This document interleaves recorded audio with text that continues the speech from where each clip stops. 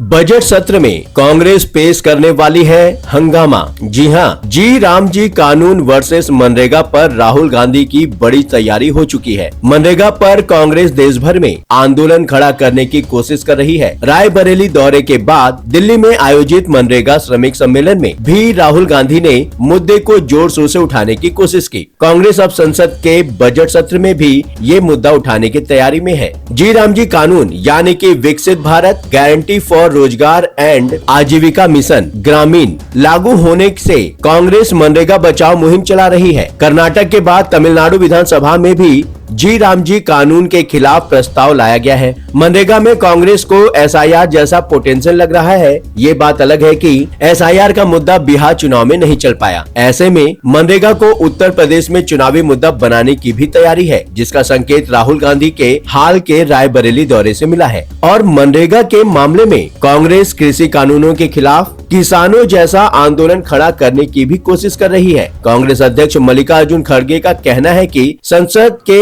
आने वाले बजट सत्र में भी मनरेगा के मुद्दे को जोर शोर से उठाया जाएगा। रायबरेली में मनरेगा बचाओ चौपाल से लौटे राहुल गांधी का किसान रूप दिल्ली में भी देखने को मिला है। दिल्ली में रचनात्मक कांग्रेस के राष्ट्रीय मनरेगा श्रमिक सम्मेलन में राहुल गांधी सिर पर पगड़ी बांधे और कुदाल लिए नजर आए। साथ में कांग्रेस अध्यक्ष मल्लिकार्जुन खड़गे भी पगड़ी बांधे और कुदाल लिए खड़े थे। राहुल गांधी ने सम्मेलन में देश भर से मजदूरों की लाई मिट्टी पौधों में पानी डाली। मनरेगा श्रमिकों ने देश भर से अपने अपने इलाके से मुट्ठी भर मिट्टी लाई थी, जो एक दूसरे से जोड़ने और आंदोलन को राष्ट्रीय स्वरूप देने की कोशिश की। मनरेगा श्रमिक सम्मेलन में कांग्रेस अध्यक्ष मल्लिकार्जुन खड़गे ने आरोप लगाया कि केंद्र सरकार का मनरेगा को निरस्त करके महात्मा गांधी के नाम को लोगों की यादों से मिटाने की कोशिश है। वीडियो को आधा देखा तो बात अधूरी रह जाएगी। हम ये वीडियो आपके लिए बनाते हैं, बात समझनी है तो पूरी सुननी पड़ेगी। बड़ी खबर, जरूरी बहस और जमीनी सच्चाई के लिए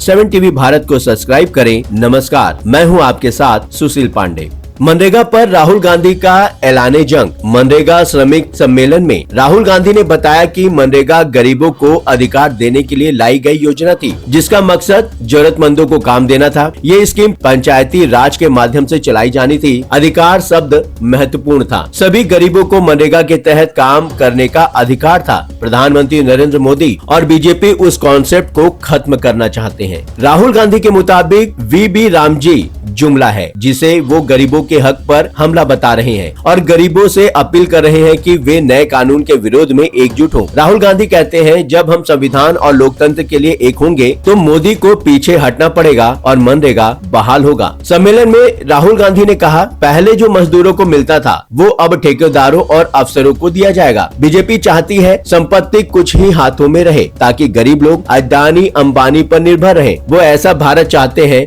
जहाँ राजा ही सब कुछ तय करे। और फिर राहुल गांधी मनरेगा श्रमिकों के बीच ऐलान करते हैं, कुछ साल पहले सरकार 3 काले कृषि कानून लाई थी, लेकिन हम सभी ने एकजुट होकर दबाव बनाया और कानूनों को रद्द करवा दिया। कृषि कानूनों और वीबीजी रामजी में क्या फर्क है, आइए ये भी जान लें। कृषि कानूनों जैसे वापसी संभव है क्या? एक बारगी तो जवाब रहेगा नहीं। राहुल गांधी मनरेगा के मामले में कृषि कानूनों का उदाहरण दे रहे हैं, लेकिन क्या कांग्रेस के कहने पर मनरेगा मजदूर किसानों जैसा आंदोलन खड़ा कर पाएंगे? राहुल गांधी ने किसान आंदोलन में भी क्रेडिट लेने की कोशिश की। राहुल गांधी ने ये जरूर कहा था कि केंद्र सरकार को कानून वापस लेने पड़ेंगे। बेशक कानून वापस लिया गया, लेकिन पूरा योगदान किसान आंदोलन का था, न कि राहुल गांधी का। अब मनरेगा पर भी सरकार पर दबाव बढ़ाना है तो कांग्रेस को मजदूरों के साथ आंदोलन खड़ा करना पड़ेगा। ऐसा आंदोलन जिसका असर भी उसी लेवल का हो। सवाल है कि क्या कांग्रेस ऐसी स्थिति में है? रही बात चुनाव की,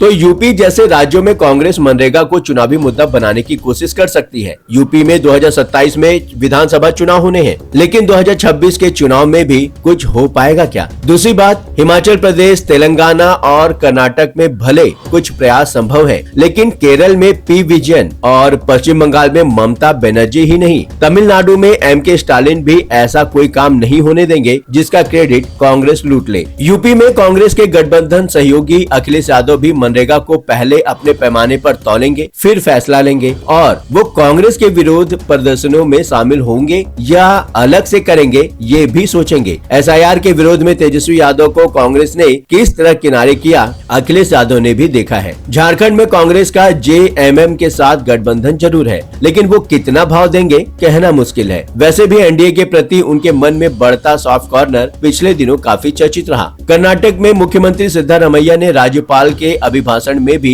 मनरेगा का विरोध शामिल किया था, लेकिन वो पढ़ने से मना कर दिए और सदन चले गए। नए कानून में विसंगतियां कांग्रेस की मददगार हो सकती हैं, ये बात तो सच है। बीबीजी रामजी कानून वापस कराना कतई आसान नहीं है, लेकिन विसंगतियों का मामला उठाकर कांग्रेस केंद्र सरकार पर दबाव जरूर बना सकती है। कुछ विसंगतियां व्यवहारिक तौर पर बाधा नजर आती हैं। कांग्रेस या विपक्षी दलों की सरकारें उसमें रोड़ा बनकर बवाल बढ़ा सकती हैं, लेकिन दांव उल्टा भी पड़ सकता है, क्योंकि बीजेपी ये भी समझाएगी कि कांग्रेस मजदूरों के खिलाफ है। ज्यादा बवाल की सूरत में सरकार विसंगतियों को दूर करने के लिए कानून में संशोधन के लिए राजी हो सकती है, लेकिन ये सब तात्कालिक सियासी हालात पर निर्भर करेगा और कांग्रेस की ताकत और मजदूरों से मिले सपोर्ट पर। जाते जाते एक छोटी सी गुजारिश है आप सभी से, आप हमारे चैनल को सब्सक्राइब करें ताकि आपका हमारा रिश्ता और थोड़ा मजबूत हो जाए। फिलहाल इस विषय को लेकर आप क्या सोचते हैं? क्या आपको लगता है कि बजट सत्र में कांग्रेस हंगामा करेगी? जी रामजी कानून की विसंगतियां वर्सेस मनरेगा पर राहुल गांधी की कुछ वाकई बड़ी तैयारी है, या ये फिर जुमला ही कहा जाएगा? जो भी सोच रहे हैं कमेंट सेक्शन में जरूर लिखें और नोटिफिकेशन के लिए बेल आइकन को दबाना बिल्कुल न भूलें। लगातार खबरों के लिए बने रहिए 7 टीवी भारत के साथ।